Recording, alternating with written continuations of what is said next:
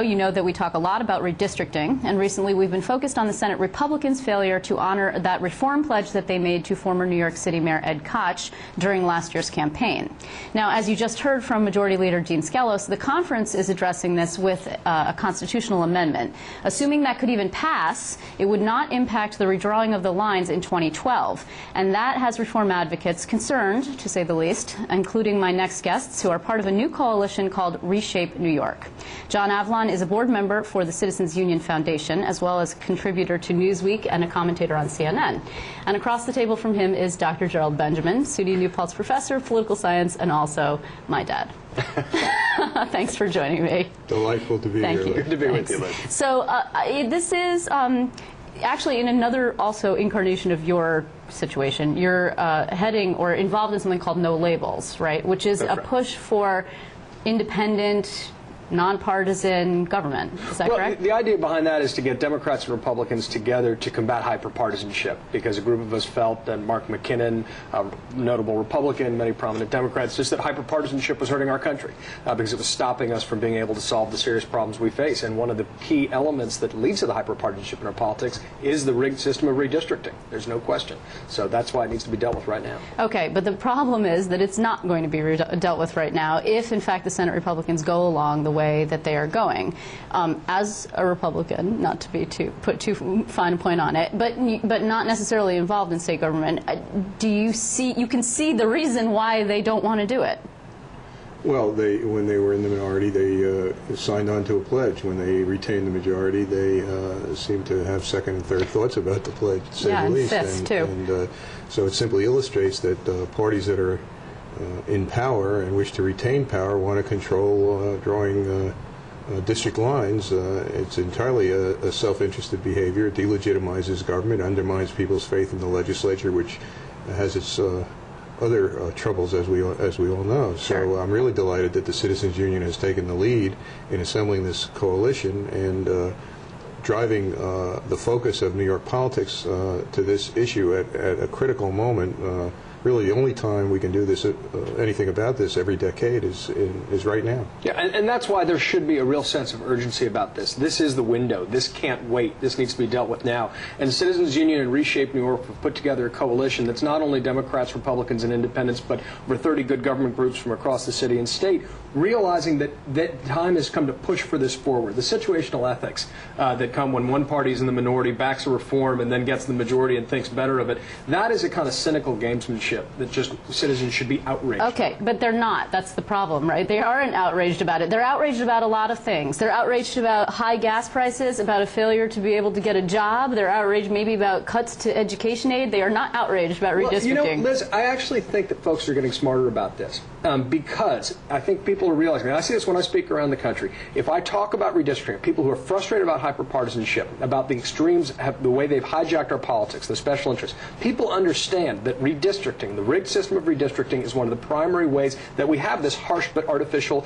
division and polarization in our politics. People are smart, people are savvy, and that's why we're doing this segment right now, is to help educate people about why this is so important. Okay, Dad, talk about the mechanics of this. For example, what the Senate Republicans want to do is a constitutional amendment, and it takes pretty much forever, and it's very difficult to do. I mean, when was the last time we actually amended a constitution this way? Well, there are 3 or 4 embedded questions. Let's see if I can do it in a non-professorial way. But that's why you're here.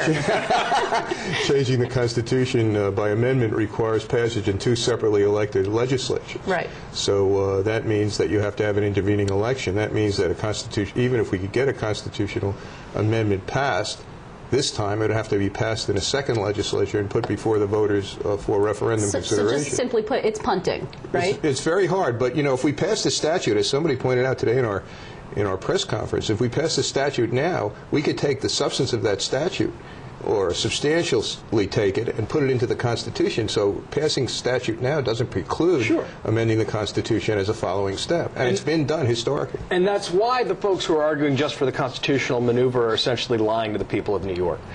Delay is denial when it comes to redistricting reform.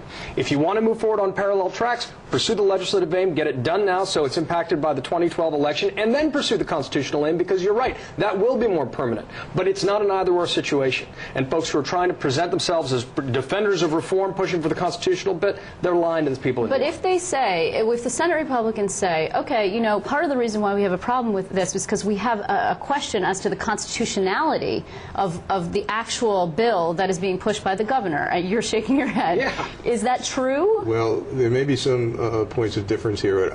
I would like them to specify what their constitutional problems are. If there are indeed constitutional problems in the draft legislation, then we can fix the legislation.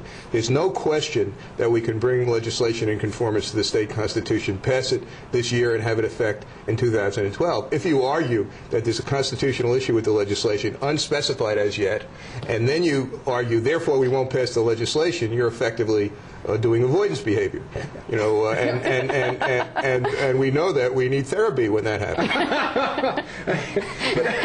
Which is expensive, by the way. We don't have a lot of money in New York. That's exactly right. And so, but look, this is dressing up self-interest as high-minded principle, and it's a dodge. It's as simple as that. And that's why, look, if they have an issue, the constitutional issues that have been articulated to date are saying that there are problems with setting up a commission to do redistricting. Well, guess what? We already have a commission that does redistricting, and it's done by folks who have a real self-interest in the outcome. And that's why folks get so cynical, rightly so often, about Albany. That's why there's an obligation to take this opportunity now. This was clearly set forward. One of the things that Reshape New York has put forward is the broad coalitions of state senators and assemblymen who've already supported redistricting reform leading up to this election.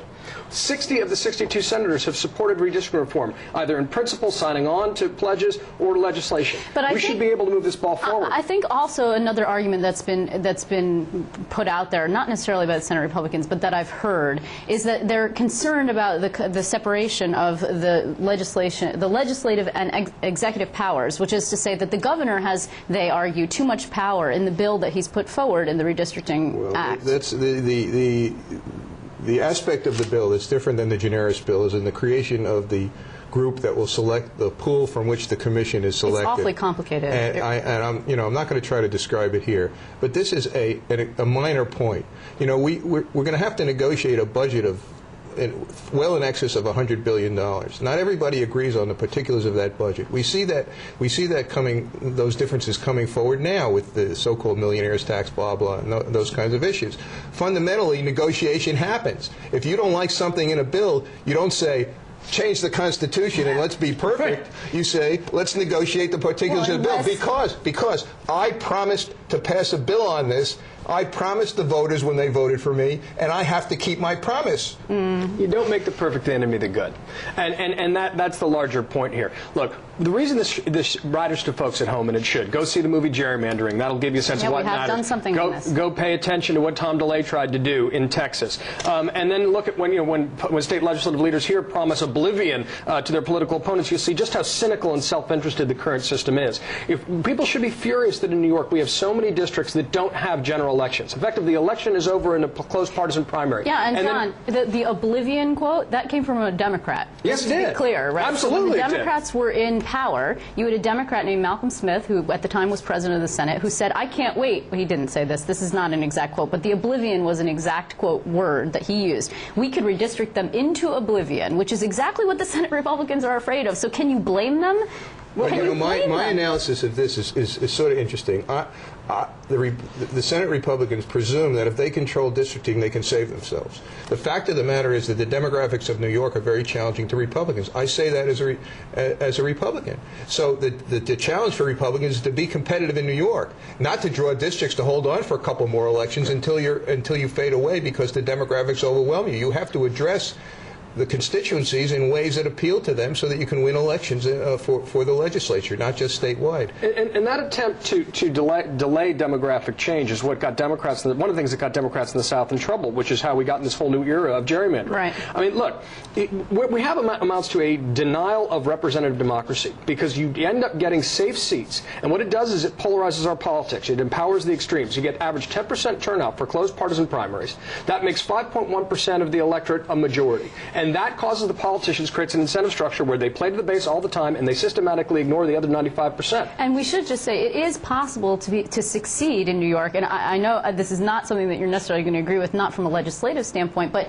Carl Palladino, hate him, love him, etc., managed to play to a base and managed to do well, right? So it is possible as a very conservative Republican to do well in New York if, in fact, you ride a wave, you catch whatever. And you take your party off a cliff in what was otherwise a very I'm not saying it was a good idea. I'm just saying it is possible to be successful. The thing I prefer, the example I prefer to give is this: if you're in Manhattan and you walk into a 24/7 grocery, and you find that it's run by a Korean family or an immigrant family that's putting their kids through college, the values are fundamentally conservative, and yet no appeals are being made by conservative forces in politics to people who own their own homes and pay property taxes in Queens and are working 12 hours a day and paying high tuitions at universities so their kids can be, in the next generation, be professionals. Instead, they're written off. And being competitive is the way to succeed. And we want to create rules that require people to be competitive rather than backing off. Let me just ask you, because we're going to run out of time. I just want to ask this question. This is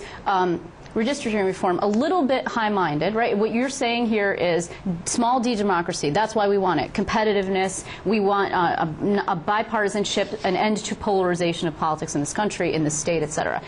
In order to get this bill, you may have to do a lot of horse trading, a lot of backroom political deals. Is it worth it? Absolutely. Well, I think so. Well, fundamentally, Liz, one reason it's important to do this by statute is because the governor's in the picture for making statutes. The governor's not in the picture for making constitutional amendments. Right. So now the governor has said, I'm going to veto a bill unless it comes forward from this new process. So you have a very powerful friend committed who's going to engage with this. In previous administrations, unfortunately, governors have always traded this when push came to shove. But now you have the guy on the line, and that's fundamentally important. If folks at home are sick of the hyperpartisanship and the partisan infighting in our politics and the gridlock, they need to understand that this is the reform that can help move all the others forward. By changing the dynamics and creating incentive for politicians to compete in general elections and reach across the aisle and form constructive coalitions, that opens the door to a totally different kind of politics. That's why we should feel a fierce urgency of now win this district. This comes around every 10 years. This will not happen again for another decade, folks. So if that stuff's angering you in Washington or Albany, now's the time to put pressure. Now's the time to put folks in Albany accountable for their campaign promises. Well, we will see. Unfortunately, we are out of time for now. John Avalon, thanks very much. Thank you. And Dad, Jerry Benjamin, thank you very much. I appreciate it. Great pleasure to be here.